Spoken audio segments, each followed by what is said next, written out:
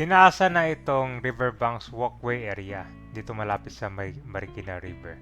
At patuloy yung ginagawang Pasig Marikina River Channel Improvement dito kung saan ito yung paghuhukay, papalawak, paglalagay ng mga retaining wall para mas maging efficient na yung pag-flow ng tubig.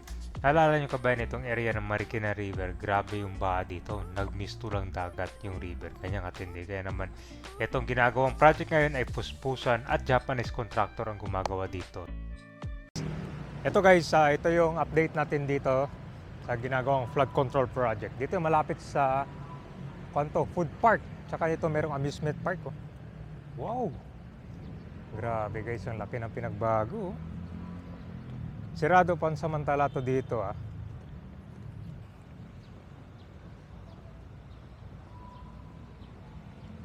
Ayos na rin yung retaining wall dyan, no?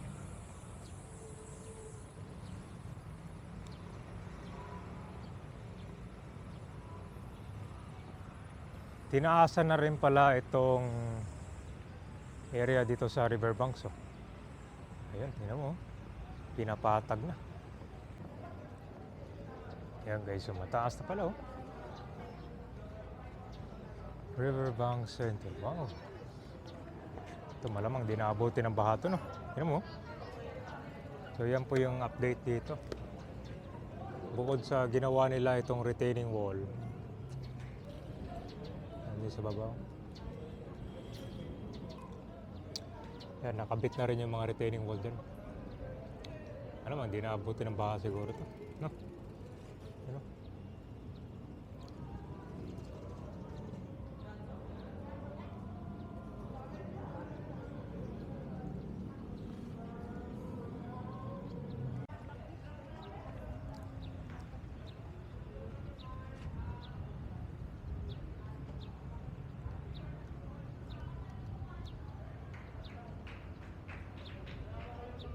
May perihan pala dito sa likod ng sa likod ng stage.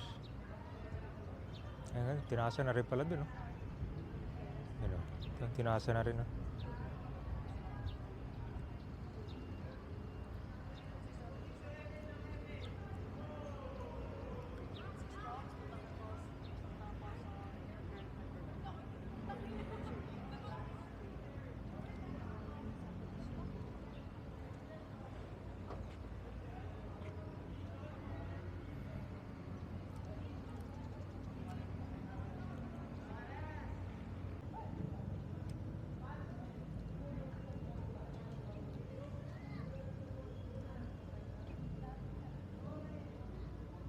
Kita mo na rin yung lalim ng Marikina River.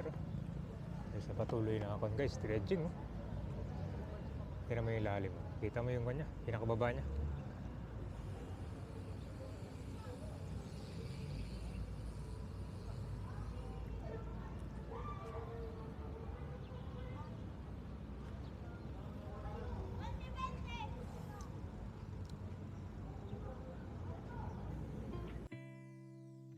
Improvement na ginagawang Pasig Marikina River Channel Improvement dito sa area ng SM City Marikina at Riverbank Center.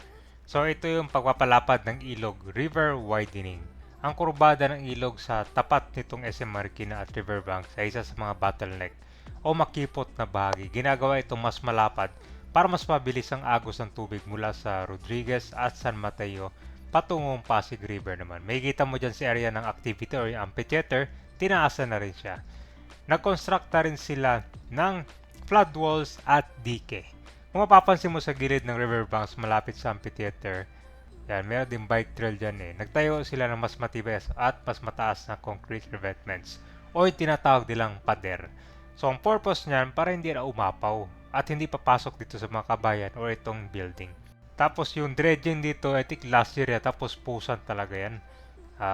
Nandyan yung mga malalaking backhoe sa ibabaw ng mga barko and barge. Nakita ng ilog, hinukay nila yung mga naipon na banlik at basura sa ilalim.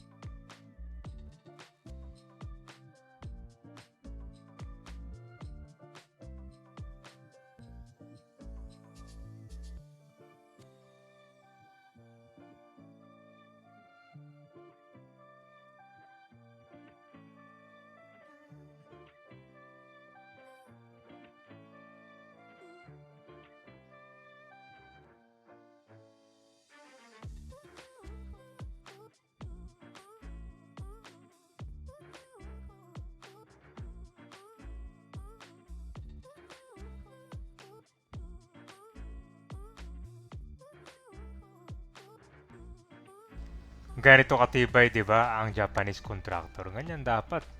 Ito yung project talaga na puspusan. So ngayon ay panahon na ng summer, grabe. February pa lang. Parang kuwan na. Kalagitnaan na ng summer.